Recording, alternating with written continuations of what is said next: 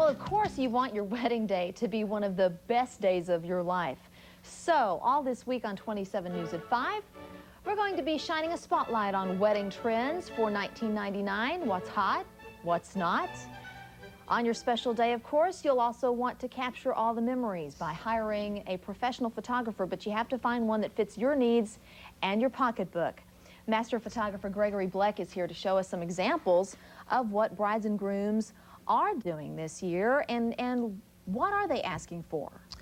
Well, over the course of the last 20 years, wedding photography has been primarily portrait-based, where most of the situations have been staged, whether it's the family groups or whether it's been cake cutting, toasting shots.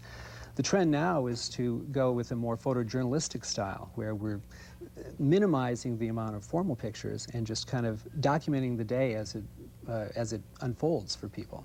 And aside from being a little less formal, the pictures that we're showing that you've taken are in black and white. Correct. The black and white tends to lend a little bit more of that photojournalistic quality to it. It gets right to the heart of the image. And so we've had just a wonderful response from couples. Not so much from parents, but parents are even catching on now too. They're starting to like the way they look in the black and white images. Getting away from the formal shots, you still want that shot of your entire bridal, you know, the whole party standing there together. But even that's a little different now, isn't it? We're not all up at the altar all in a row. This was one of our favorite pictures, actually, Gregory, that we were looking at in the newsroom yesterday. Yeah, that's out at a little tavern outside of Mount Horeb.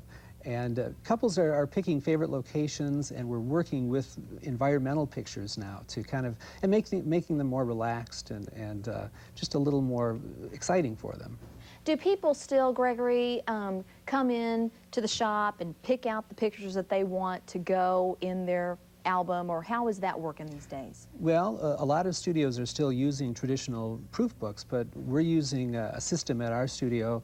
It's a computer-based system that couples use to actually design their albums page by page. And when they're all finished, they'll see a virtual rendition of their book before they commit to it. What, quickly, what questions should bride and grooms be asking when they're interviewing potential photographers for their big day? Well, first of all, I think they have to ask themselves what they're looking for. Some couples might be more traditional.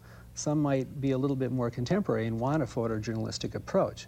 They should also interview the photographer, the person that's going to actually be taking the images, because they're going to be with you all day long, so it should be someone that you feel you can work with, too. And what does it cost?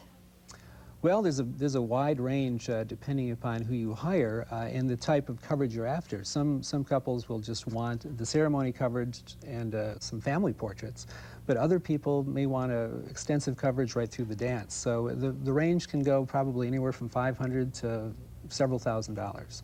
And you can pretty much do anything you want. Oh, you bet. All right. Well, Gregory Bleck, thanks for coming in and talking to us. And if you want to hear or know more about Greg and his work, you can log on to our website at WKOWTV.com. We will link you up to Greg's website. Greg, again, thanks for coming in. And tomorrow, we'll be looking at something that every bride wants a great picture of, that wedding cake.